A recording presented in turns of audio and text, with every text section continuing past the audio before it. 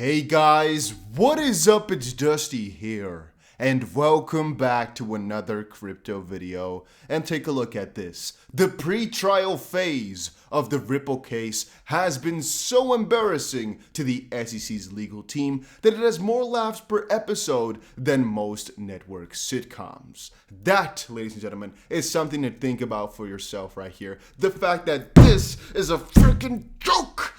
It is a freaking joke, man. The entire lawsuit here, it looks like a freaking sitcom, how we update on it almost every single day. It's a laughing matter. And that's not a laughing matter. The fact that it is a laughing matter, which again, unironically makes it a laughing matter yet again. So, having said that, what do we think is going on? What is going on? And what? Well, guys, I'm kind of losing my mind here. Why? Well, because every single day it feels like we get another update on the Ripple v SEC lawsuit, yet it kind of feels like it's going nowhere, right?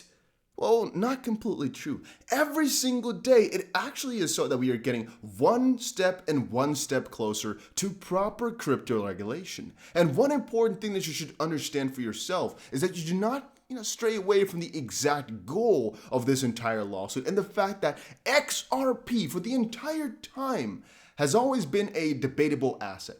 What I mean with that is when I was holding XRP in 2017 and was making videos on it, people often called in the comment section centralized garbage banker's coin. It's a security, it's a centralized garbage coin, blah, blah, blah, blah. Very often people called out for that type of stuff, which Ripple kind of saw most likely. They worked on that, making it even more decentralized at that point. But the point being, most of the year, is that what was necessary already at that time was for XRP to be recognized as a non-security. And all throughout these years, people actually claimed almost every single day that XP was a security and that XP was a centralized piece of garbage. It is only that the lawsuit started that people started to kind of double up on that, yet since the lawsuit is going better and better every single day, it's not a question anymore from like, oh, my perspective is this, my perspective is no. It's like, it depends on what the SEC thinks. It depends on what comes out of this lawsuit. Think about it, guys. If they fix this lawsuit, if it comes out and pulls through and XRP is a non-security officially, it is officially the first properly regulated crypto, depending on what comes out of the William Himmon deposition. And it's, in my opinion, and most likely your opinion too, officially in the clear for almost every single piece of debate that people could have. Banker's coin? Well, but that's good. I mean, Bitcoin is adopted by banks right now piece by piece. It's a nice thing. It's a plus. Because it is decentralized. If it were to be centralized, garbage, blah, blah, okay, I could see the argument. But that's not the case anymore because it's been proven by the freaking court. What are the arguments? Ripple holds so much of it? Yeah, but again, the court said that's fine, most likely. And ultimately, they're not doing it because yada, yada, yada, right? Because the court decided. So you can't really make those arguments anymore. Jen McCaleb sold, blah, blah, blah. Almost done. So Jen McCaleb selling is not really a big issue anymore. And so forward and so on. Every single piece on that little box, every single box on the, every single box on the list, I should say, just keeps getting ticked off, piece by piece. And I'm getting really excited about that. Sometimes starting to think about it. Just the fact that we shouldn't forget the clear goal here, which is proper regulation. And the fact that there's a couple of bumps throughout the road is all cool, all part of it. Yet before we had nothing, right now we at least have a shot. People used to call XP a security all the time anyway. And ultimately there's two more things. One, even if XP is deemed a security, the US, they can just leave the United States and XP cannot be traded over there, but it will still survive. And the majority of people in the US can still hold it through. And second of all, ultimately, I think there's going to be more and more debates about the SEC's actions in here, mostly because even the SEC themselves know that there's some confusion, yet they're trying to push that doesn't matter. There has to be a really big debate within the SEC, and there needs to be some investigations into what exactly matters regarding the SEC, because for us normal investors whom they're supposed to protect, it's confusing, and that shouldn't be the case, right? So I think a couple of that type of stuff is going to be coming throughout the next couple of months too, but you know what? We shall see. Okay, let's quickly read here. Oh, no, actually, before we get into any of that, make sure you comment down below if you agree. Do you agree with what I just said? Like, we shouldn't forget the ultimate goal, and most likely everything's going to work out fine because at least we now have a shot, and things are just looking extremely good within this lawsuit, / the SEC needs to be investigated. Type yes down below if you agree with that, and no if you don't agree. But then if you say no, please explain why and what you think then in that sense. And also make sure you press the like button if you are enjoying these things, and make sure you check out the Bybit competition. A link is down below. Once more, guys, you know how it works, right? 30,000 XP in total to be won. Right now, we are at 150 competitors or participants. 10 people can win something, and all it takes is to have 300 XRP in your equity. You don't have to pay this to anybody. You just need to have this in your account in total to be eligible to enter the competition. And make sure you trade at least for $100 worth, I believe. But theoretically speaking, you could make one trade and win yourself 2,000 XRP. Could happen. Most likely, the highest ranking person just made one trade and got lucky. I'm telling you guys, one person is most likely going to win a couple thousand XRP just for being lucky, just for pressing one little button with a couple $100. And that's the fun stuff about this, right? It's the fun. All right. The pre-trial phase of Ripple case has been so embarrassing for the SEC legal team that it has more laughs per episode than most sitcoms. J.B. Whitley slams Senator Warren's letter to Gensler as a power grab in seeking alpha. For the SEC, this is a quote, "It is a spectacularly bad moment to be grabbing for more power," end quote. After the, quote, "the disastrous lawsuit filed against Ripple Labs," end quote, which seems to be, quote, "heading for a precedent-setting defeat that might rewrite the rules for digital assets," end quote. Quote, this is freaking annoying. With the gathering cloud of doom over Ripple lawsuit and bipartisan bills to clip the SEC's regulatory claws, Gensler had best take a deep breath.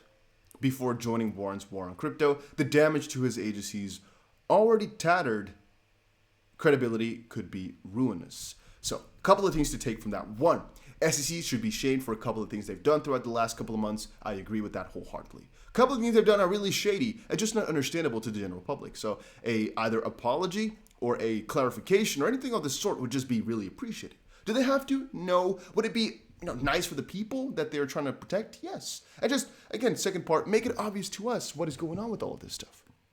A third one would be, well, why did Elizabeth Warren, for example, the senator, put up the letter towards Gary Gensler? And why those specific questions? Why am I asking that? I guess that? Because she asked basically for Gary Gensler and the SEC to make a decision on cryptocurrencies and crypto exchanges within a couple of weeks from now. And we believed that it's actually a couple of days from now, it's the 28th, right? 28th of July. Wow, time is flying. By the way, the deposition of William Hillman is going to be the 27th. I'm not sure that was done deliberately before that date or not, but she basically asked Gary Gensler to make a definition of securities in the cryptocurrency realm and security exchanges in the cryptocurrency realm, which is a really big decision to make and a really big question to pop up too, right? I mean, most likely, that's what a couple of these guys have stated. It's just a power grab, a power play, because as it currently stands, the SEC might not even have power over crypto exchanges, and that is also what some people want to kind of put up there or question. How do you say that? Like they want to kind of acknowledge that or see. Yet the SEC, by just making one decision right here, could actually get more power over it if they claim that crypto exchanges and cryptocurrencies are basically akin to normal securities and normal security exchanges. So that's a really big decision, and we don't know if it's a power play or just an honest opinion or just an honest question.